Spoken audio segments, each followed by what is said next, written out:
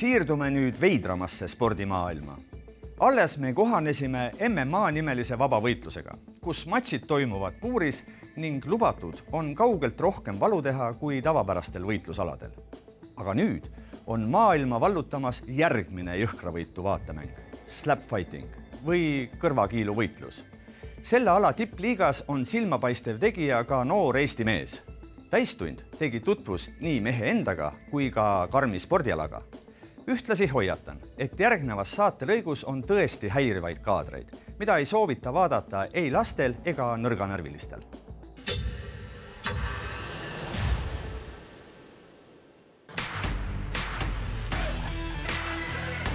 Tunnistan, et mul on üks imelik harjumus. Umbes nii, nagu mõnele teisele söödab sotsiaalmeedia platvorm vahvaid kassivideosid, saadab seesama sotsiaalmeedia kanal mulle klippe, kus tursked mehed jagavad jõulisi kõrvakiile. Ja mina vahin neid, ehkki see on valus vaatamine. Kui kolleegidelt spordiajakirjanikelt selle imeliku ala kohta arvamust küsin, ütlevad nad üsna ühemõtteliselt. See ei ole nagu esteetiliselt kõige ilusam vaatepilt.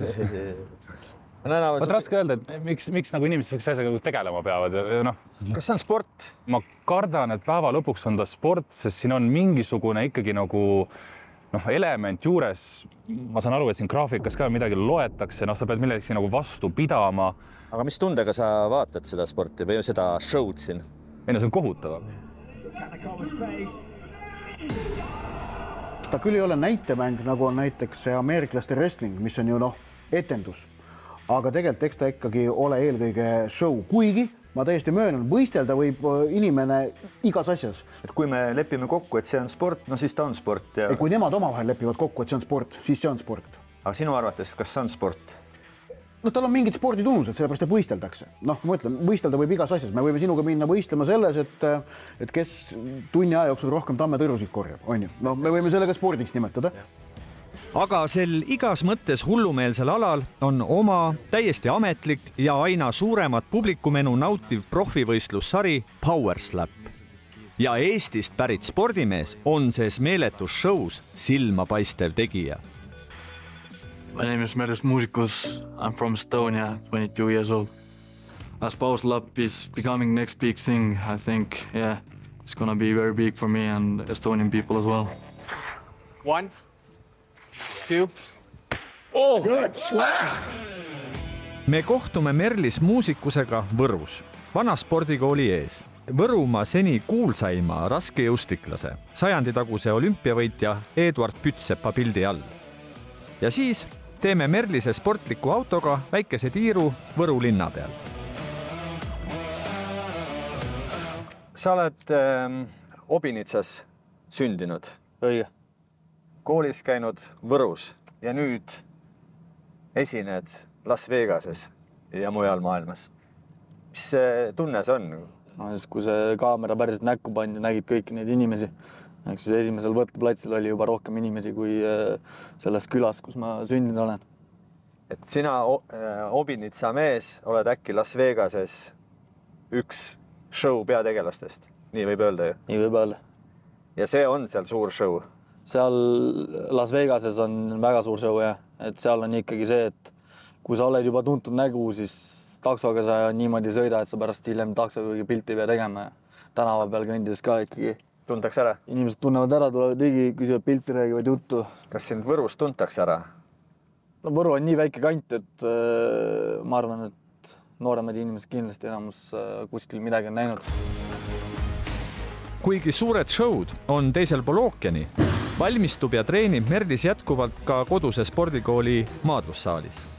Seekord koos hinnatud noortetreeneri Igor Galatiga. Kõikvõimalike kahevõitlusaladega on Meelis aga lapsest saati tuttav. Kui läksin kooli, siis hakkasin karateed tegema. Ja siis mingi hetk tuligi maadlus peale. Tegin seda mõned aastat ja lõpetasin võitlusspordi ära umbes, ma arvan, äkki 10-aastasena, kui hakkasin jalgpalli mängima. Ta oli siuke 5-6 aastat jalgpalli mängimist, kuni lõpuks sain aru, et võib-olla see võitlusspordi asi on natukene hingelähedasem. Meelis hakkas ennast treenima MMA võitlejaks.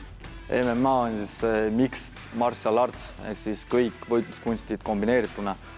saad siis ühes fightis kasutada nii maadlust, boksingut, kickboksingut, jiu-jitsut ja nii edasi.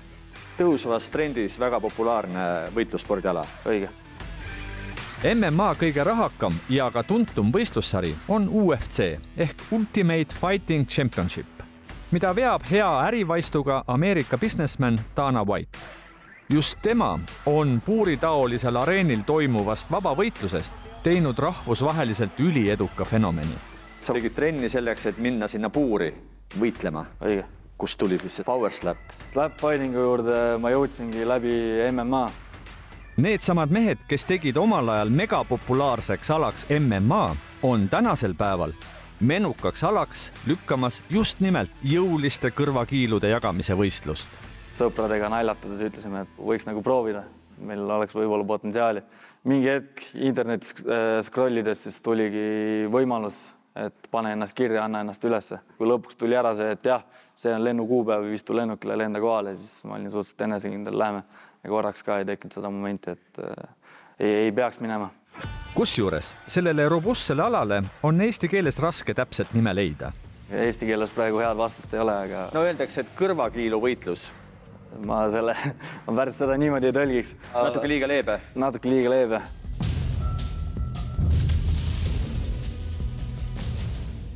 Tänaseks on Merlis pidanud Power Slap sarjas 3 matši. Vahepeal kerkis ta omas kaalus maailmas 7. kõrvakiilu lööjaks. No oletame, et näed, Eesti mees Merlis muusikus saab nii kõvaks meheks, et võistleb tiitlile. Kas sa kujutad ette, et sa ERR-i spordiuudistes pärast AK-d räägid sellest, et see on uudis?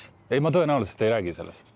Ja ma arvan, et see jääb niimoodi. Kui ma nüüd võtan nagu spordiajakirjaniku vaatevinklist, kas ma tahaksin seda kuidagi kajastada, siis võib-olla ühe korra, et on selline väga kummaline asi välja nuputatud, jah, aga mingit sellist, ma ei näe, et see pälviks Eestis või minul kui Postimehe spordiametjuht, ja ma tahaksin seda kuidagi regulaarselt kajastama hakata. Seal ma sellist nagu põhjust ei näe. Kajastatakse või mitte, Võrumaa mees Merlis ajab oma asja ikka edasi. Keegi meelega nii-öelda tüli norima ei ole tulnud, et teada saada, kui kiiresti sa lööd, nagu laulusalm ütleb. See on tavaline, et kui kuskile välja lähed ikka, siis keegi purjus peaga tuleb ja rohkem tahetakse ise saada seda litti tunda, kui tahetakse. Tullaksegi spetsiaalselt küsima, et ole hea, pane mulle vastu tatti. Sarnase sooviga, ehkki olen täiesti kaine, astun Merlise ette ka mina. Räägime enne, kui lööma hakkame, siis natuke sellest kaitseasendist. Ehk siis teine mees peab olema kaitseasendis. Sageli on käed selja taga. Õige. Nüüd see tabamisala on siis samast lõuajoonest kuni siia kõrvapiirini enam-vähem. Ehk siis tabamisala on üsna väike. Kui sa lööd kuskile mujale, näiteks tabad siia, tabad kaela, siis öeldakse, et viga ja võetakse sult 1 punkt maha. Need, kes siin vastu võtavad, need ju üritavad siin liigutada. Keha liigutamine sel hetkel, kui kohtunik ütleb sulle, et sa oled fikseeritud asendis, ei ole lubatud. Ehk kui ma nüüd hakkan siin kas siis wind-upi tegema või siis tavamise hetkel sa tõmbad enda pea eest ära või siis proovid enda pead löögiga kaasa rullida, siis kohtunik ütleb viga ja mina saan uue löögi. Ehk pealt näha väga lihtne ala. Tiitlimatsides 5 raundi ja tavamatsides 3 raundi või siis selle hetkeni, kuni keegi lüüakse knockouti. Raund on kummalgi 1 löök. Õige. Raund on kummagil 1 löök. Kumb esimesena lööb esimeses raundis, see otsustatakse mündiviskega. Protsentuaalselt kuskil 30% matsidest lõpevad esimese löögiga. Mul ongi silme ees 1 matš, kus meie mees pikali löödi.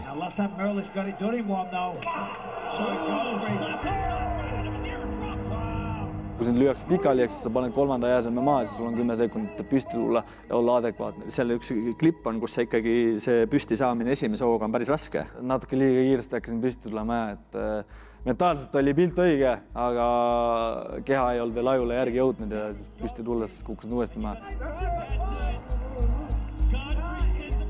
Sellel alal on kindlasti ka päris palju vigastusi. Ma kujutan ette, et ikkagi keegi on löödud nokki nii, et enam ei tõuse või ütleme, on mingisugune jäädav terviserike. Ilmselgelt ega knockouti kukkumine või... Tervislik ei ole? Tervislik kindlasti ei ole. Eks kindlasti seal mingid vigastused on. Mis väga tihti tekib, on küünarnuki vigastused. Eks kui käega tabatakse valesti, käsi on liiga sirgu ja lüüakse näiteks siia kukla taha. Lüüakse ikka see tagurpidi, ikka see lüüaksegi küünarnukk tagurpidi? On juhtunud. Kõrvakelesi puruks lüüakse, ikka juhtub? On juhtunud. Lõualuu purunemisi? Mingid mõrad on siis suu sisekülje See on väga tavaline, jaa. See on väga tavaline, jah. Et sellest kõigest hoolimata ei mingit hirmu paned edasi. Jaa, eks enda ajaks ma olen selle standardi paika pannud, et nii kaua, kuni mind päriselt knockouti pole löödud, siis ma võin seda ala teha. Kui kogu see jutt on räägitud, asume me Merlisega lõpuks ikkagi lööke vahetama. 2 võrdlust, et kui nüüd minusugune humanitaar sulle väikse plaksu vastu lõugab, sa ilmselt ei tunnegi seda. Võime proovida. Ma isegi ei löö tugevasti, mulle tundub, aga kui panen... Ei. See on halb või? No selles mõttes tabamiskoht oli natukene liiga kõrge. Aga nüüd on minu kord löök vastu võtta. Peenikese humanitaarikaelaga mul palju loota pole. Ma löön ühe pealt ja ma proovin tabada niimoodi, et ma löön võimalikult palju läbi. See on reis. Ja see oli... Ei olnud liiga hull. Ei, hull ei olnud, aga... Oli umbes 20%. 20%, jah. Ma ei taha mõelda, mis see 100 oleks, aga see oli tegelikult talutav, jah. Merlise tõsist lööki oleme klippides muidugi juba näinud. Ma panen enam 70. Treeningu olukorras näeb see välja selline. Ongi nii, et... Siuke ta on. Hea, et see ei olnud minu lõug.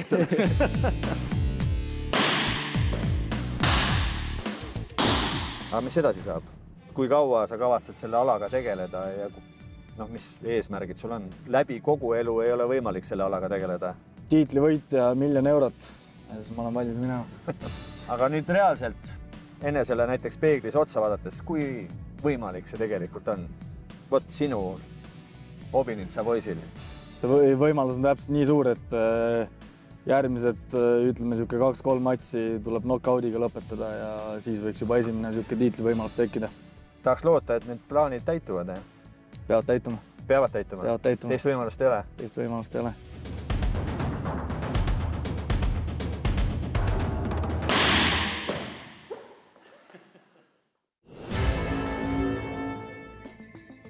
Nagu arvata võib, on lühikestest ja konkreetsetest minimatšidest koosnev slapfighting väga sotsiaalmeedia sõbralik ala. Näiteks on ühte Merlis muusikuse matši vaadatud üle 60 miljoni korra. Vaevalt leidub Eestis palju inimesi, kelle sooritust on rohkem nähtud. Kuid Merlise vaatamised on tulnud vägagi valusa hinnaga.